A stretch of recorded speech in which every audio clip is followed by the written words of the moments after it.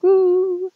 Vous avez regardé l'émission 12, Faire vivre un cochon d'Inde en parc, en cage, en liberté, et vous avez envie de tenter la liberté pour votre cochon d'Inde.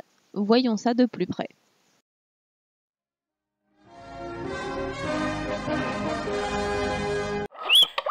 L'avis que je donne dans l'émission 12 est surtout donner le plus d'espace possible à votre cochon d'Inde pour qu'il puisse explorer et se défouler quand l'envie lui prend, peu importe l'heure qu'il est.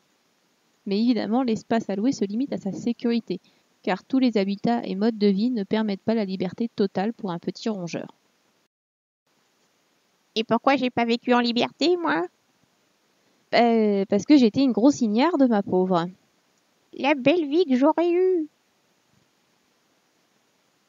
Alors pour quel mode de vie ou habitat la liberté peut-elle correspondre?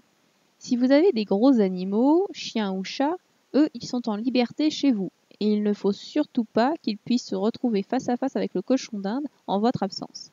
Si vous n'avez pas la possibilité de parfaitement gérer les pièces où votre chien ou chat se balade, oubliez l'idée.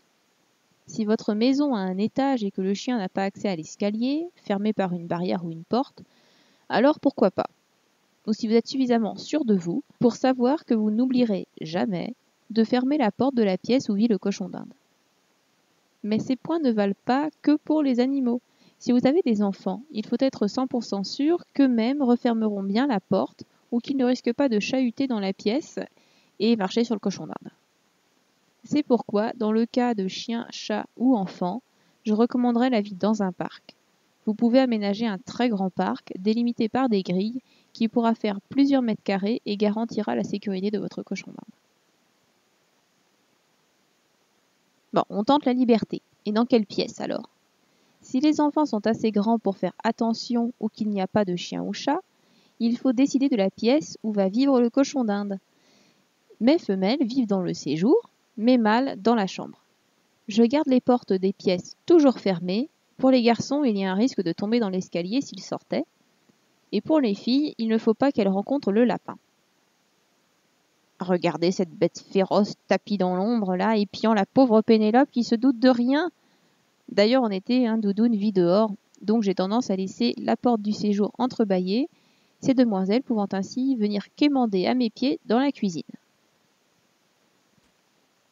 La pièce à choisir doit être la moins dangereuse possible, pas trop d'humains en même temps pour éviter tout accident, et assez facile à sécuriser. S'il y a des câbles électriques un peu partout ou plein de bazar sous lequel le cochon d'Inde pourra se faufiler, autant oublier. On en vient justement à la sécurité. Évidemment, je ne lâche pas un rongeur dans une pièce sans réfléchir au préalable. Il y a des chances pour que des petits aménagements s'imposent pour garantir sa sécurité. Bon, alors désolé pour le teasing, je vous dis ça, mais je n'en parlerai pas maintenant. Quoi? Mais ça se fait pas! Désolé, mais c'est un sujet en soi. Je consacrerai une émission à la sécurité lors des sorties. Patience, j'essaie de faire que ce soit la prochaine. Mais bon, vous en doutez, la liberté, ce n'est pas juste poser le cochon d'Inde par terre et lui dire « Va, finis la cage, c'est ça ta maison maintenant !» Non, parce que ça ne va pas trop marcher. Même s'il est en liberté, il y a toujours les incontournables. Le coin dodo, le coin bouffe et la litière. La liberté, c'est comme un parc mais ouvert ou sans délimitation. Dans un coin de la pièce, vous lui mettez ses petites affaires, un coin dodo, un bac à litière dans lequel vous mettez le foin et l'eau, éventuellement la gamelle de granulés et de légumes. Après cela, il faut aussi aménager le reste de la pièce pour stimuler leur envie d'explorer et rendre le sol praticable pour leurs petites pattes.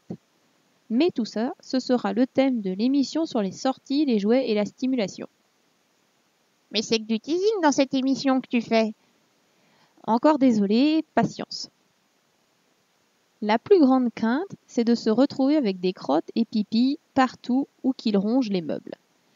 Pour la propreté, du moment qu'ils ont une zone bien à eux, ça se passera bien. Les cochons d'Inde font leurs besoins pendant qu'ils sont installés à manger, le foin surtout, et pendant qu'ils dorment. Aucune raison de s'inquiéter quand ils sont en exploration.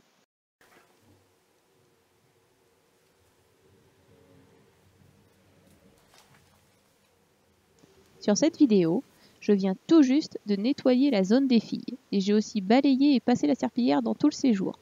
La pièce est impeccable.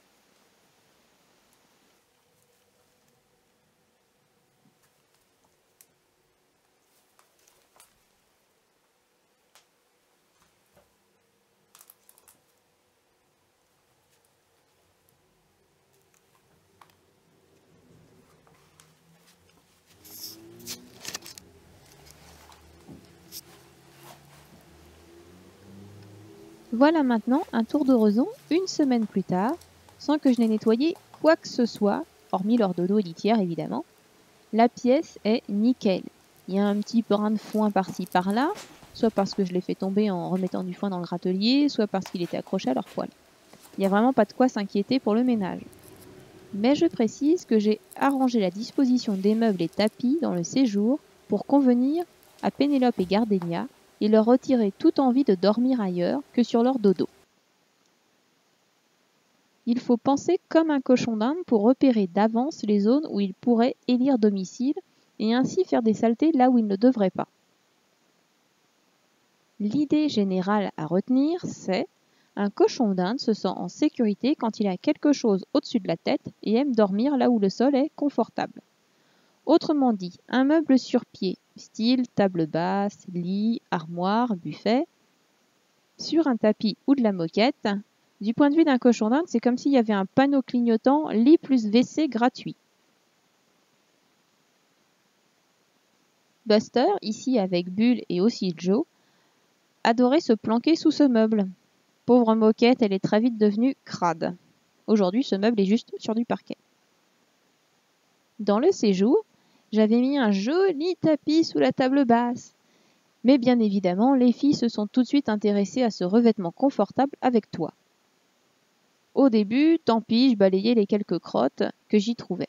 Je me doutais de toute façon qu'elles y resteraient. Mais pas à ce point-là, parce que finalement, Pénélope est arrivée et elle a décidé d'en faire son dodo principal, crotte et pipi à gogo. Donc, qu'est-ce que j'ai fait? Plus de tapis et la table basse est de nouveau peinarde, juste posée sur le parquet. Donc majoritairement, barricadez ce qui peut l'être, les dessous de meubles, et le reste, retirez-le. À moins que vous soyez prêt à faire quelques petits sacrifices pour leur bonheur.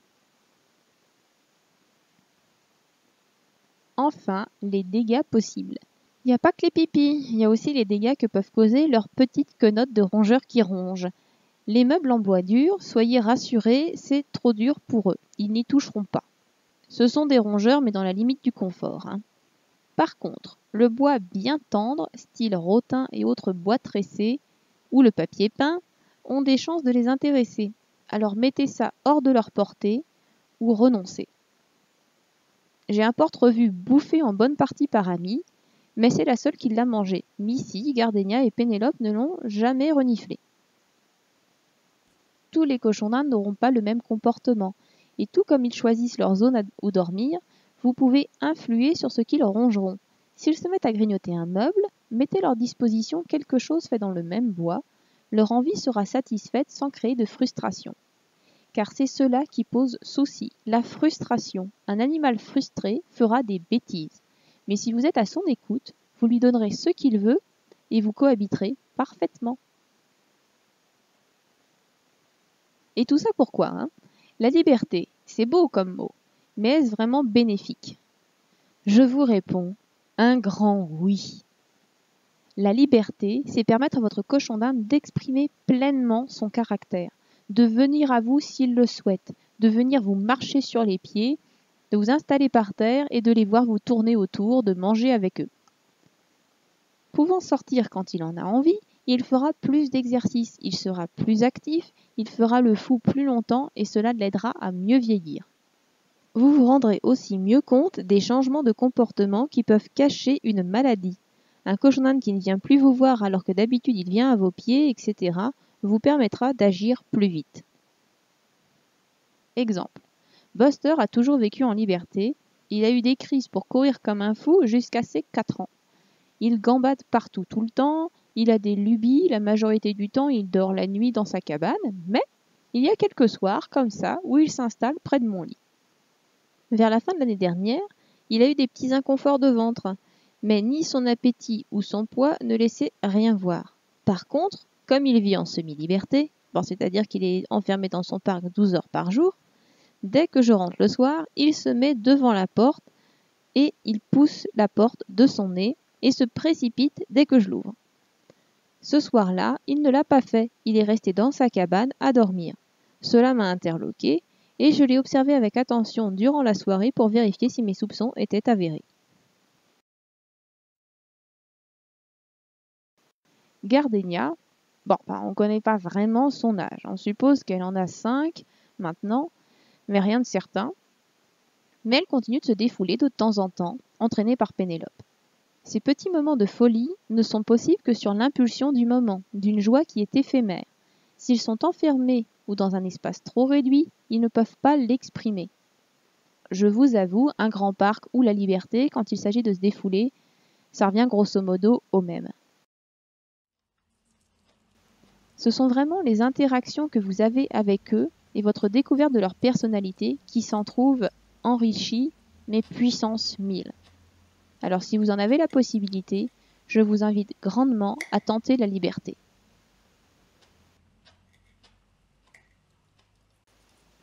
C'est bon? Vous avez pigé?